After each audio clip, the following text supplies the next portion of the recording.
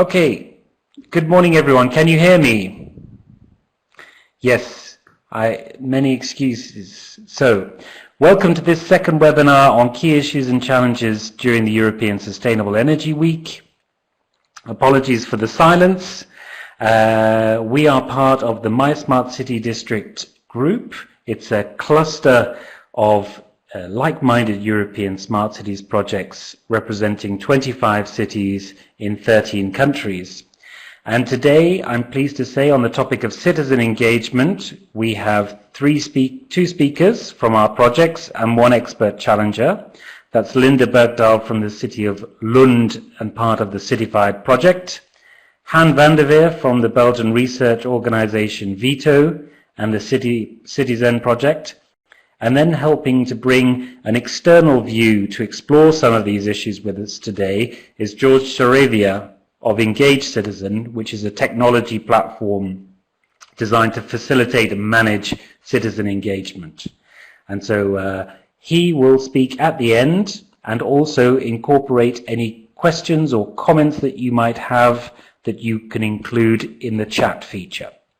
So a final question before we get started, and we ask Linda to speak first, is that for the social media friendly of you, please don't hesitate to use our Twitter handle, the European Sustainable Energy Week hashtag, or the Smart Cities hashtag. So, thank you for your patience. I'm going to hand over to Linda, speaking in Lund, and she's going to talk to us about CITyFiED experiences of retrofitting with citizens. So over to you, Linda. Yes, thank you. This is so nice to be able to speak about this as a representative of a city where we really care for engaging our citizens for a sustainable future.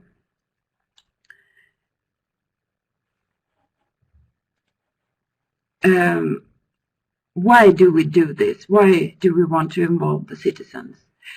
In this specific project, the CITyFiED project, it is crucial because although the housing company performing the retrofit owns the building, the tenants have to sign an agreement to allow access to the apartments for the retrofitting activities, because the retrofitting will take place during a month or so, and there will be quite a lot of disturbance, and therefore they have to agree to the retrofitting activities.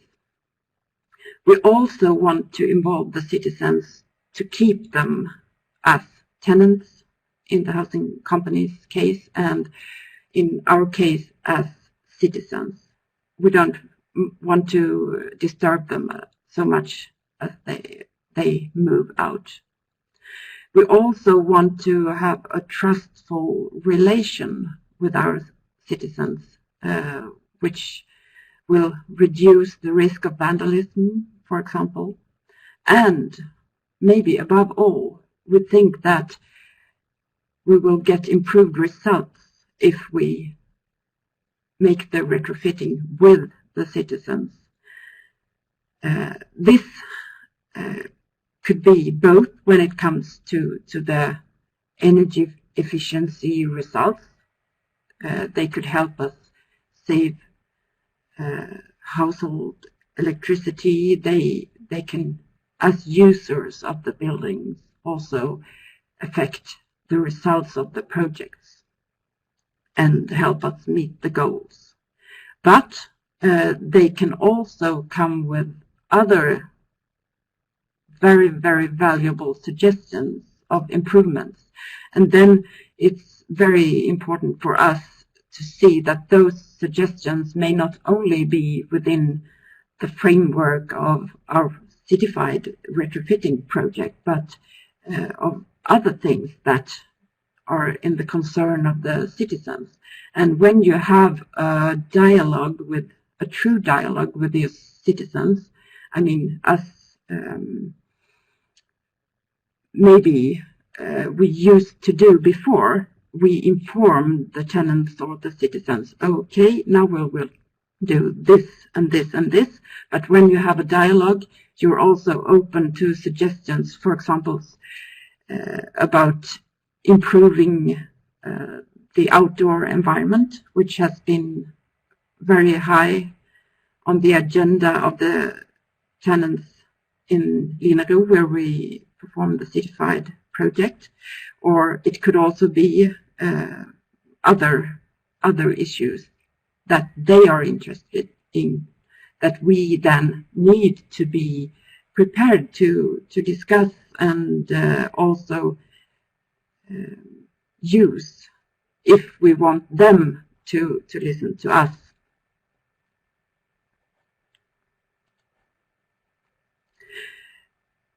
When you start a retrofitting project and you want to involve the citizens, you need to know the context you're doing it in.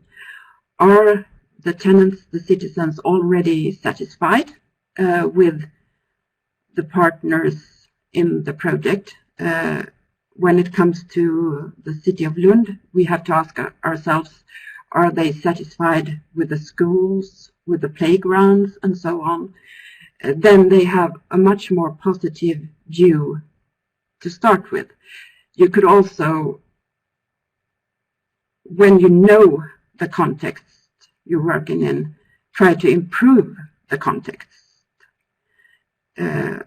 When it comes to the district renewal at in the CITY-FiED case at Grenoble, we also improve the district in many other ways, with new supermarkets, recycling workshop, boutique, new bike lanes, and so on.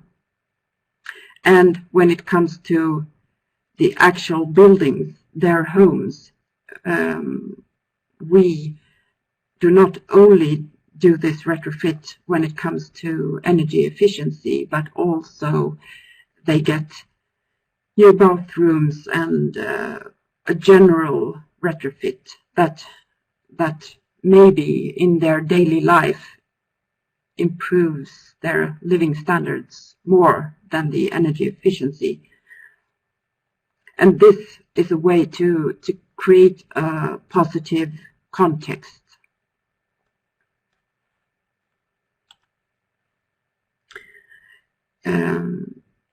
So when it comes to communication in the Grenoble case, how did we do it?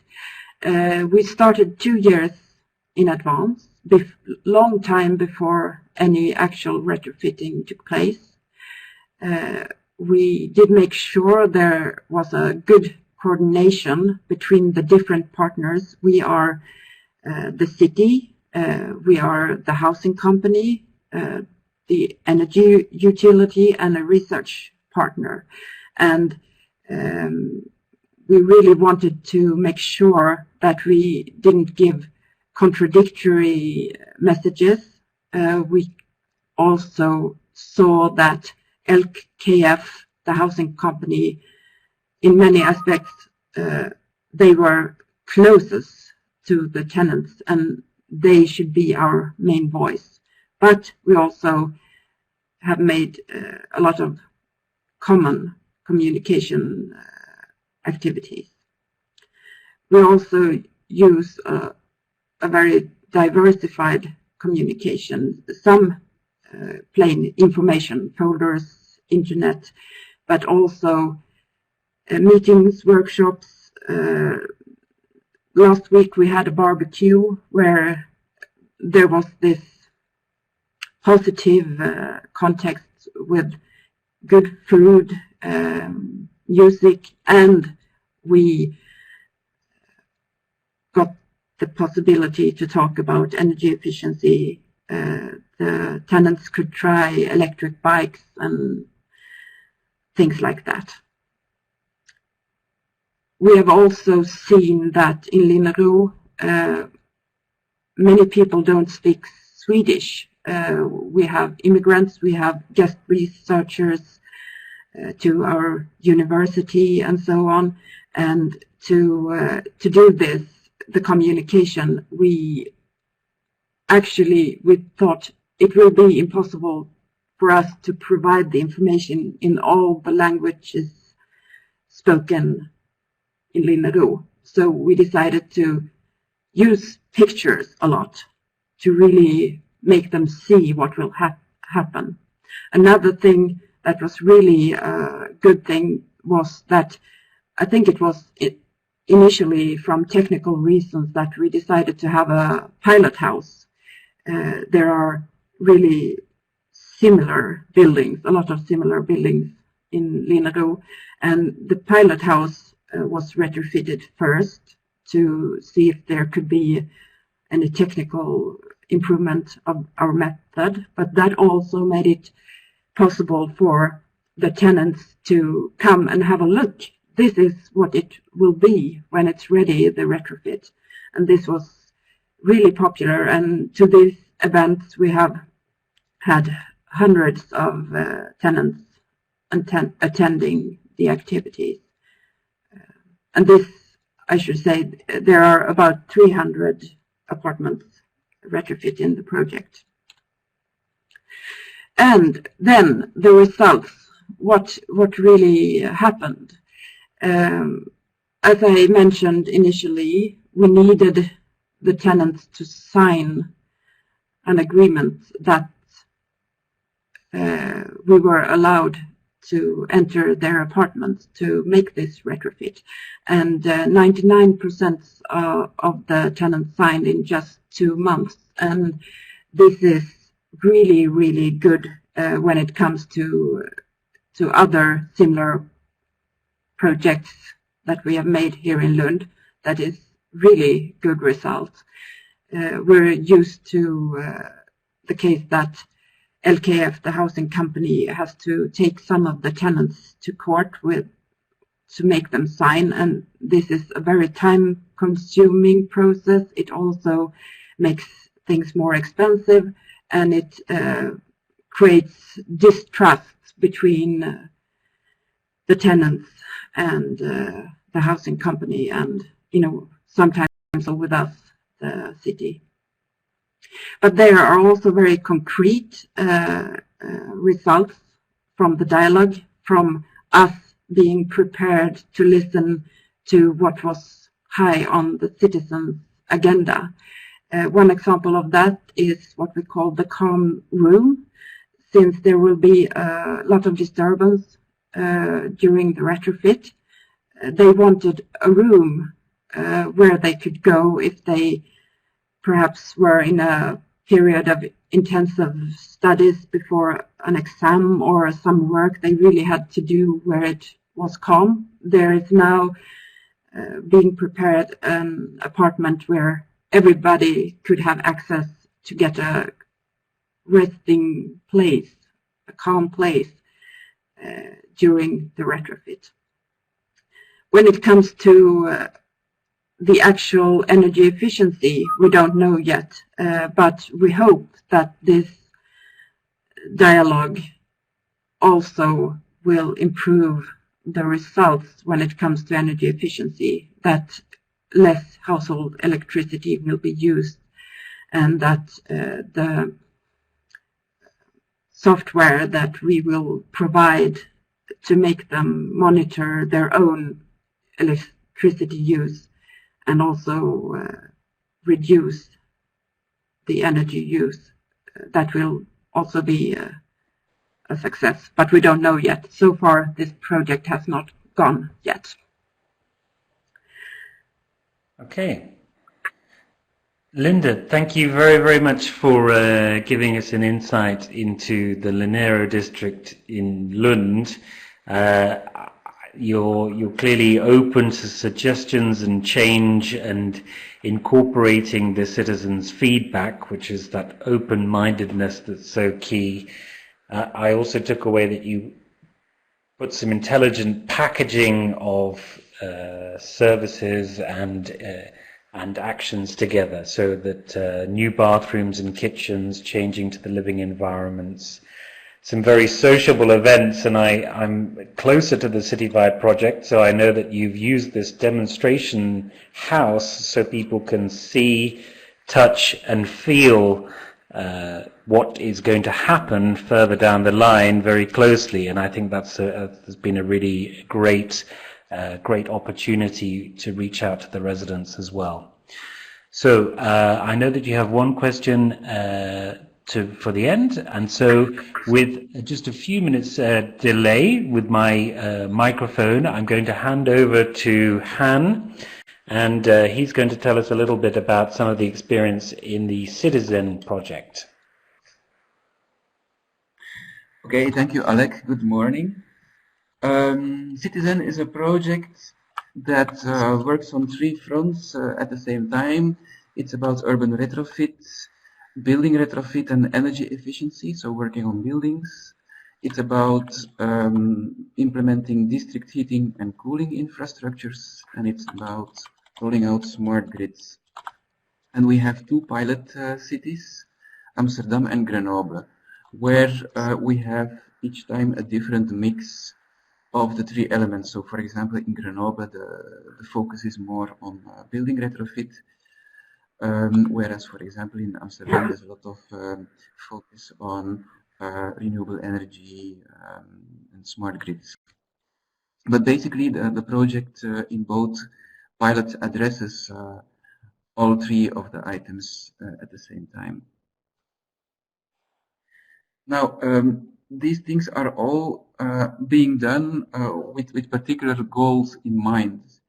So we always think of more sustainable functioning, we think of a low carbon economy, we think of resource efficiency. So what we are doing has as a background these big societal challenges.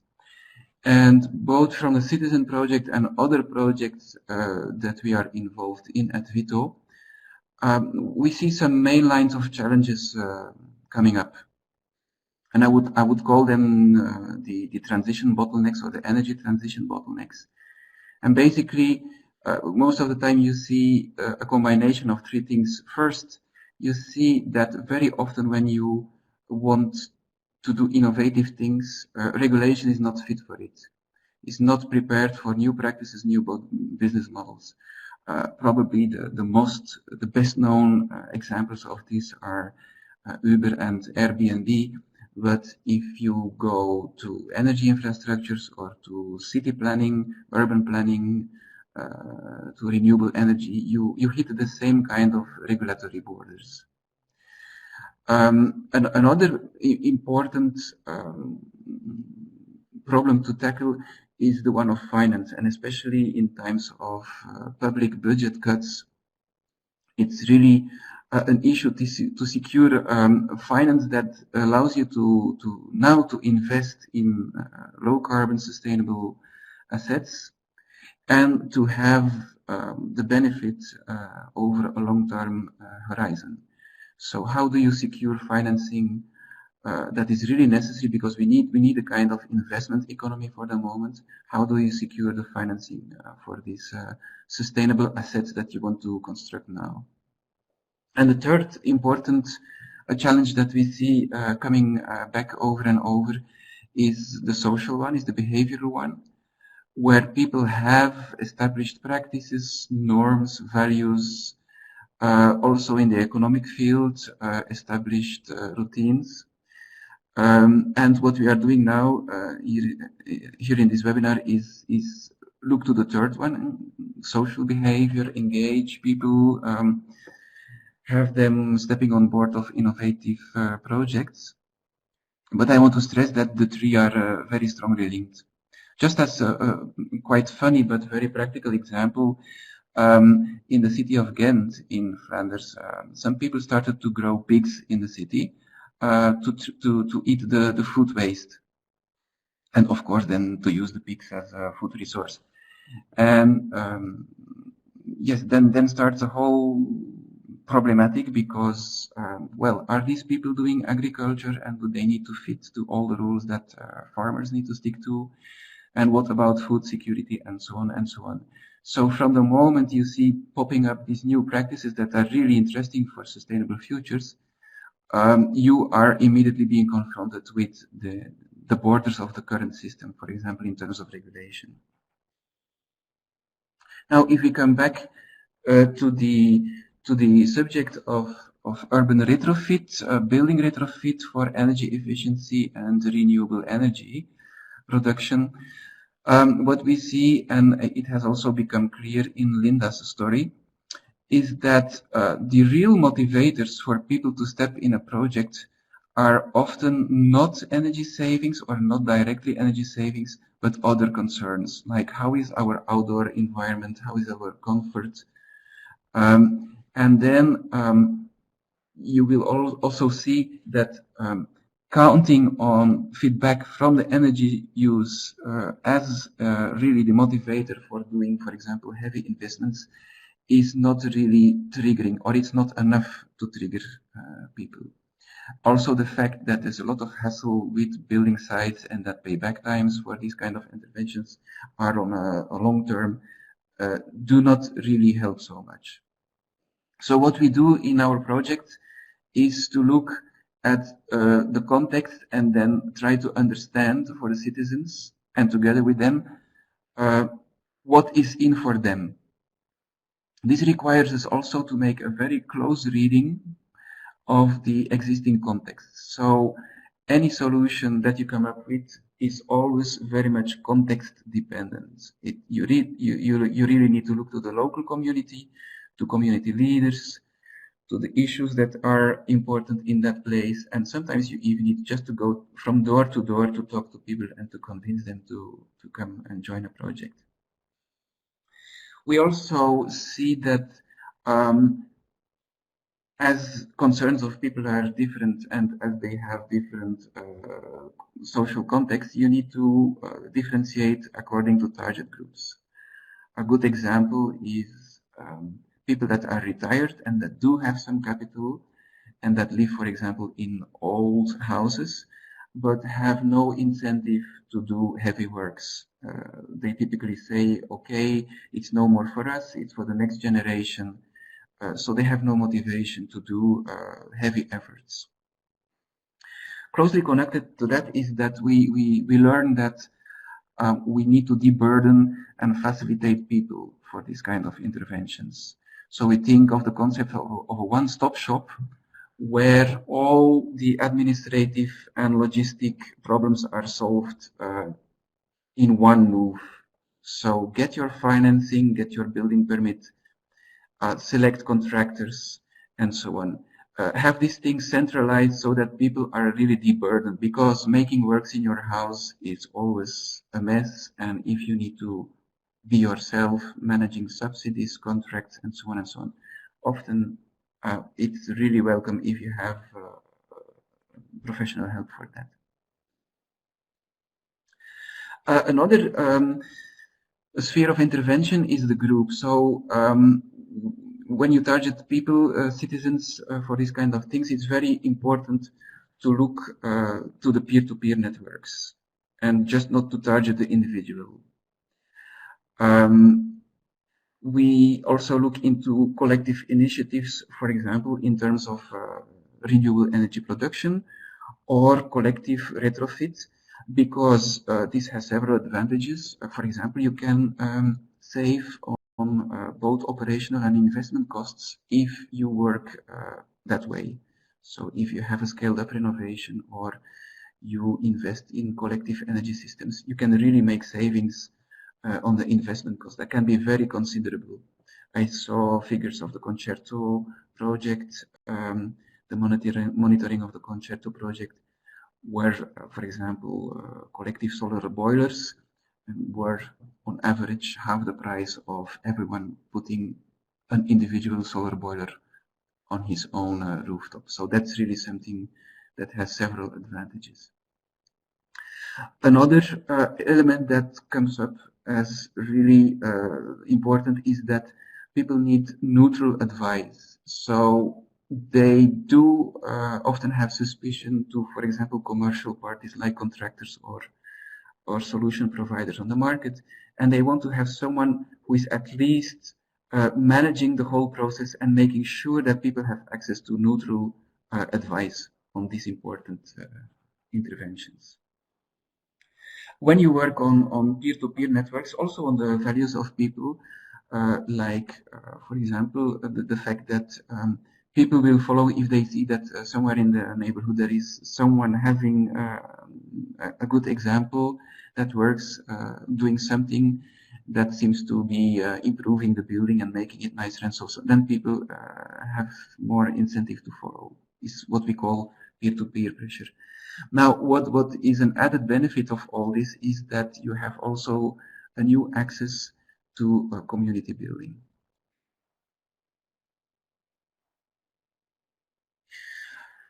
How should that happen? Well, we know all that participation is very important to have support for interventions, but if you can go a step further and you can come to co-creation, then you will even have more structural and more embedded solution.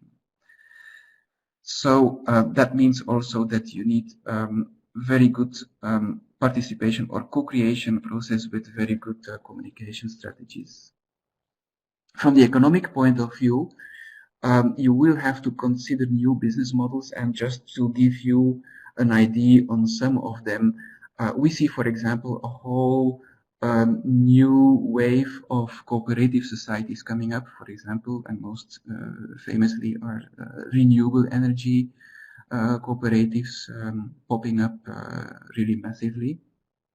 But there's also other setups like, for example, community land trusts, energy service companies, energy performance contracting. On a bigger scale, you can work or try to work with revolving funds or climate funds. You can set up, for example, with financing organisms, special purpose vehicles in order to be able to invest. Details would lead us too far here, but as we are speaking about innovative practices, other approaches, so the business models also often need to change. Okay, as said, these are some general remarks and conclusions from the experiences we have in our pilot cities and in other projects. Now, just some main ideas still from Amsterdam and Grenoble.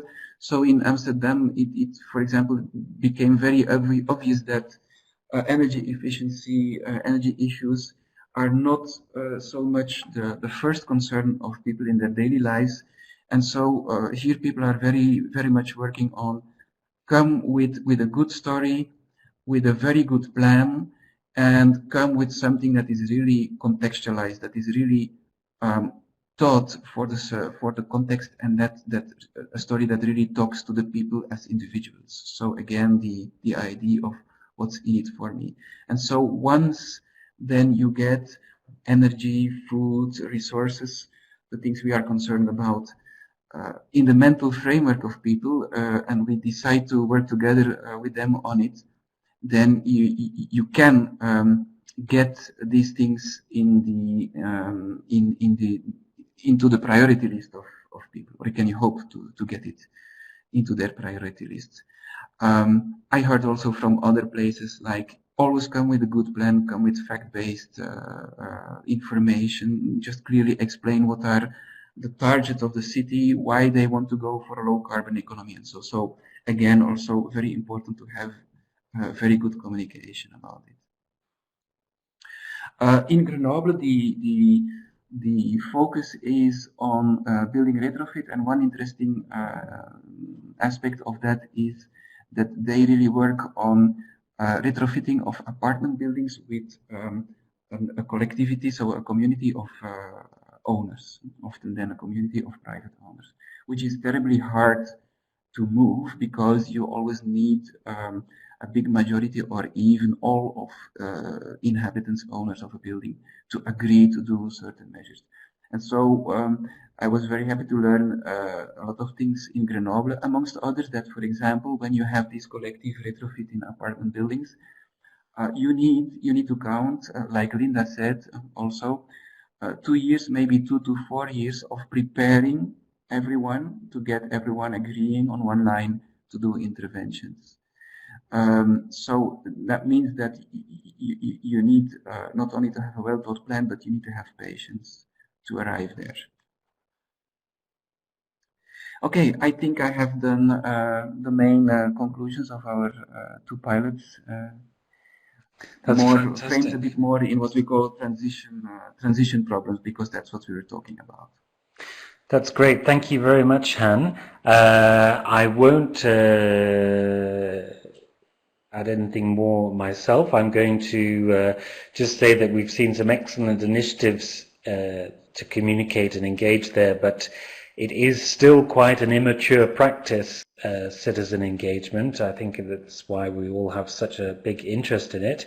And I know that there's a number of issues to explore there. So I'm going to hand straight over to Jorge Saravia from EngageCitizen, and I think that he has some questions for you to explore some of these issues a little bit further. So over to you, Jorge. Thank you, Halek. Good morning, everybody.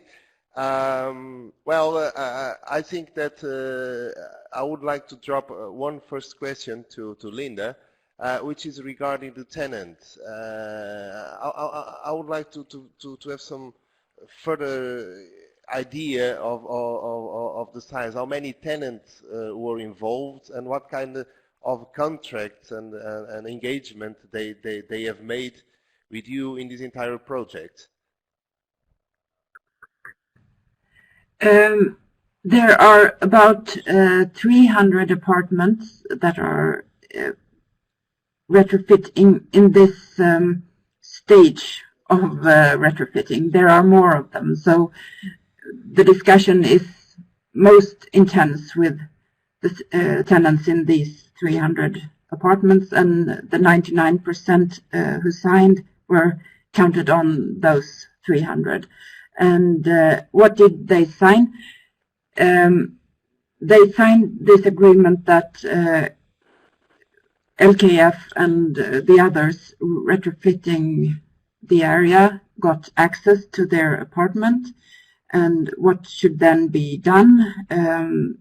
The facade should be changed, the windows. There was also a lot of digging outdoors because the district heating network was retrofitted, and there was a lot of dust and noise that they had to accept. When it comes to the economical aspect, that has also been very important.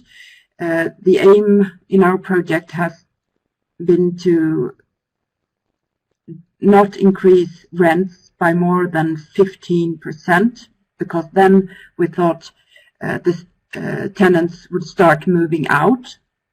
There is also, since before, not from this specific project, a general agreement with the Tenants Association that specific retrofitting activities will lead to decided raise of the rent that was agreed upon before this project started. And when it comes to energy efficiency, the only activity that it will be okay to raise the rent if you make is to change the windows. Every other energy efficiency measure should be without consequences for the rent. Okay, it was interesting because Han have mentioned that most of the times it's very difficult to get an argument into any citizen about the energy, because it's not the main motivator. We also question here from Descartes that is asking that if you can give some practical arguments that are used to convince inhabitants and owners if efficiency energy efficiency and related money savings are not the argument. So in your case, they even have to pay more for the rent. What kind of extra arguments have you provided to make the tenants join? And by the way, Han, I will also want to make this question for you. What kind of arguments were used if energy is not the reason enough to be accepted for all users? And by the way, thank you, Descartes, for the question. Okay, should I start? Yeah, please. Okay, Linda, go ahead. Yes, then one argument when it comes to the raise of the rent is that the energy savings will help pay for the rest of the retrofit for the new bathrooms, for example. And the new bathrooms is something that people really want, and because it will increase their comfort. When it comes to the energy efficiency per se, the windows, or I would say in general, many of the tenants have experienced that in the summer, some of the apartments facing southwards, they are really, really, really hot. And in the winter, they suffer from cold, when there's like a cold wind in the apartment. So it has really been affecting their comfort, and telling that it's the same measures that will save energy, that will improve your indoor environment, has really been a good argument as well. Yes. I'm curious about your perspective. What's in there for citizens beyond energy savings? Yeah. So I very much agree, and I think I didn't mention enough in my presentation that indeed, so if energy or the energy bill is not the real motivator, we see indeed, and it's very similar to the scheme that is being used in Lund, that you need to come to people with a package, and that's a package that connects the energy story, energy efficiency, renewables, with other issues. And that can be the outdoor space, the public space, but there are also other very important triggers. And we see, for example, also from feedback in Grenoble, that people are very much also triggered to results that they have immediately after the retrofit. And what you see immediately after the retrofit is that your building is more beautiful, your outdoors is maybe better and more beautiful, but also, as Linda indicated, living comfort, indoor quality, indoor air quality, and so is really something that you can sell. That are things that people feel immediately, and that's also what they want to buy. Of course, then the lower energy bills and so on will also help. And then, of course, if you have, for example, private investors, you know that in the end, your building is more future-proof, so the real estate value will go up. There are a few other elements also. But we have indeed also very much the experience that as we need to listen to people, as we need to come to some kind of co-creation, the good thing is to embed as much as possible the energy efficiency or the energy production stories into a bigger package that gives you just better living, better houses, better living, a nicer community. For example, in the public domain also, if you rearrange the public domain, more safety for kids, less car noise, less pollution, and so on. So if you can make a package and take on board the concerns of the community and go for more sustainable life, more fun, better community, then I think you are on a good way. Well, that's really interesting, Han, because as far as you could perceive this case, it could be, let's say it, in an old model that usually these situations are handled, is more like a a client server, or usually citizens are perceived as users. So we have this retrofitting, so it should be something good. So they are presented like that, and the citizens are just users. So usually in the old model of all the citizens, and the way that we deal with the citizens is just taking the citizens as the users of something, so they should accept it and that's it. In these cases, this is interesting because you are involving the citizens, so you are asking for their participation. But you also mentioned even a step further on this engagement policy that is going into co-creation with the citizens, and that's really the hot topic on engagement citizen. And citizen engagement is more bringing a co-creation platform. It's not participation, is to have the citizens creating solutions for the city itself and for their life quality and livability. So can you just explain us a little bit more, because you said that the main goal in this project was also to move the citizens just from users to co-creators. What really was the feedback from that, and how intensive was this package? Yeah, we are really in the process of working on those things. Now, what you need to keep as a baseline on the background is that there is some kind of trade-off, because you have the common interest, which is represented by, for example, city authorities, and common goals like low carbon, sustainable economies, and so on. And you are doing this project because you want to move from one system setup to another one. So that is a kind of baseline that you are working for. And this means that there is a kind of, there remains a top-down input. I mean, some people in the city say we need to go for low carbon planning, so we really need to do things, and we need it to get it on the agenda of everyone. So this top-down issue will stay there, but the nature of it is completely changing.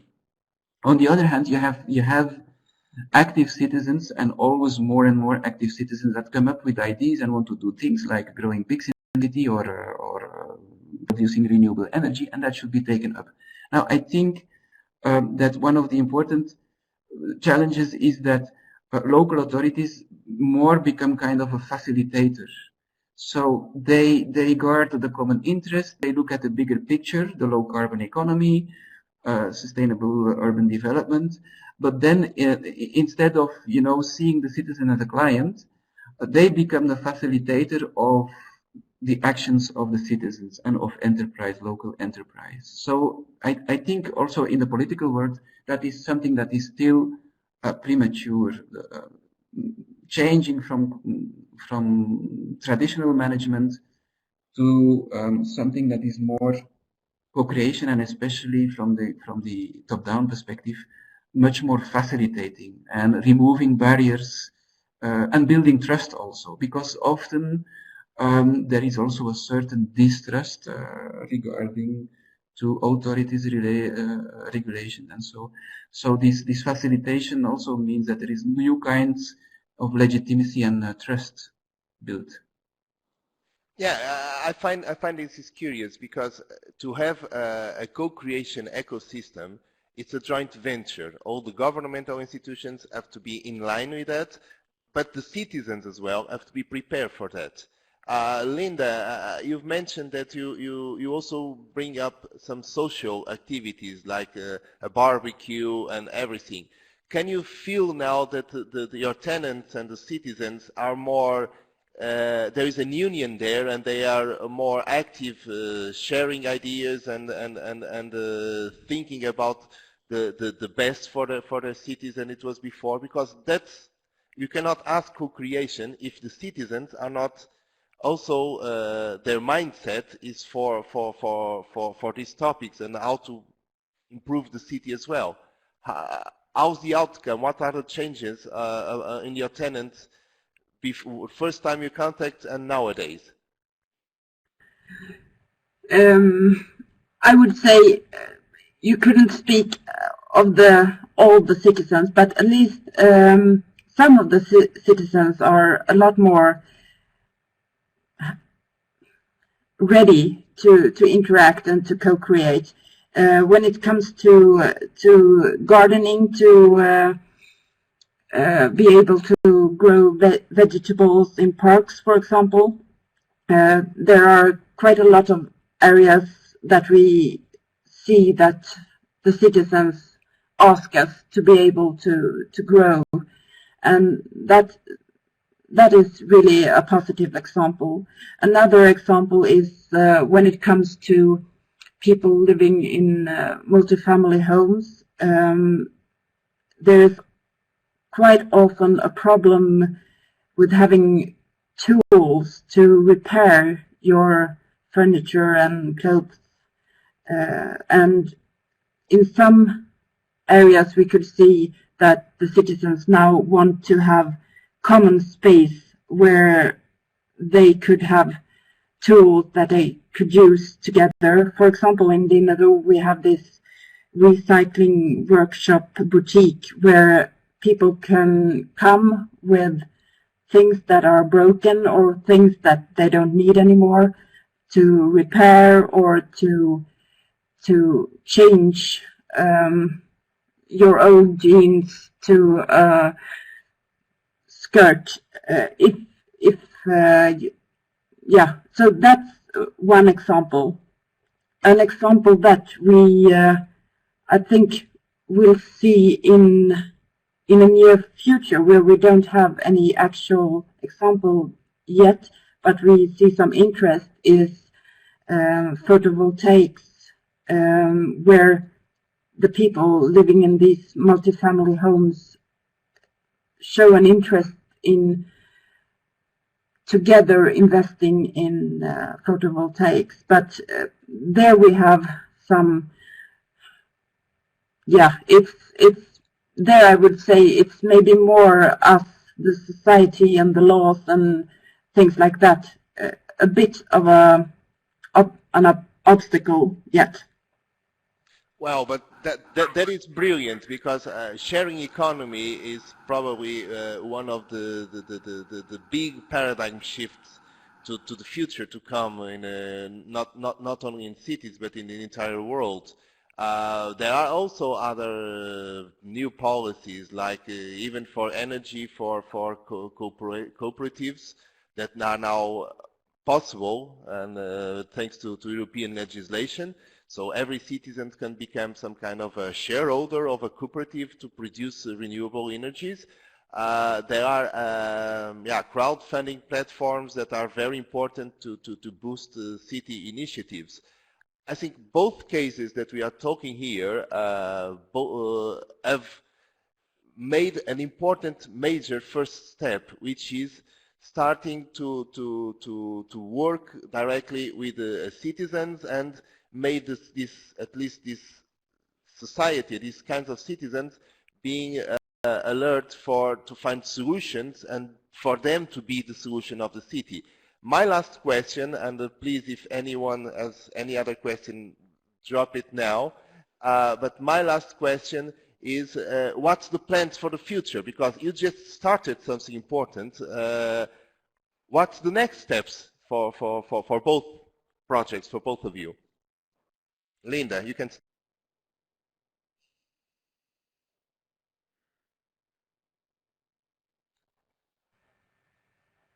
Okay, the next step for the project is, or the next step for the city of Lund, it's maybe two different next steps then, because we have to start this, as we started with the pilot building, and then we made this second round of 300 apartments. There are still some houses in the area that we haven't retrofitted yet, and we will have to go through this dialogue again, and of course learn from what we have done so far and make it even better. When it comes to the city, I think we will really start to investigate this crowdfunding or something like that to make people living in multifamily homes get opportunities to invest in photovoltaics or maybe also charging points for electric vehicles. I think that will be the next step. Okay, great. Han, next project? Yes, for CITY-ZEN. I need to admit that in the beginning we had a lot of difficulties to identify concrete projects and engage all partners, and so there has been quite some reshuffling of the projects. But now we are starting with real implementation. What I learned from this, and also from the experiences of others, is that you need to be tough. I mean, you need just not to give up. And I hear also from people on the field that are successful, for example, in retrofit projects, is that the one who doesn't give up and after all deception still goes on and then finally realizes something, is the winner. So we're trying to take this message and now use it when we really start to build and create things. Well, yeah, thank you. This was really amazing. I think that the main point here is that everybody knows that the people are the solution, but most of the times what we're forgetting is what is the question. And I think that these two cases are a perfect example that we should involve people and we should progress from just users to co-create solutions. And if all of us co-create, we will have the best implementation possible. These cases are just the start. I would say that, I don't know, Halek, I think that we should have next year another citizen engagement discussion to see the evolution, because this is a process, not a solution by itself. Well, thank you everybody. Thank you Halek as well. Halek, I hand over to you. Thank you, everyone, for that good discussion. I think, yes, we're clearly making lots of progress, but we're still in our infancy on these things, and changing the mindsets and behaviors of people, and understanding and co-creation, and having all of this bound together by local authorities in this kind of living lab facilitation role, with trust between all the different parties. This is a complicated area. So I think that with all of the progress that we're clearly making and the discussions that we've had today, we're making lots of progress, and we'd love to do another point on this topic next year, because citizen engagement and having people involved, as you just said, George, that's really going to make the big differences going forward. So I would like to say a big thank you to our three speakers, and thank you to the audience as well. We hope that you have some excellent citizen engagement endeavors and success, and we look forward to maybe welcoming you on a final webinar as part of the series this week. So thank you very much, and have a good day. Goodbye.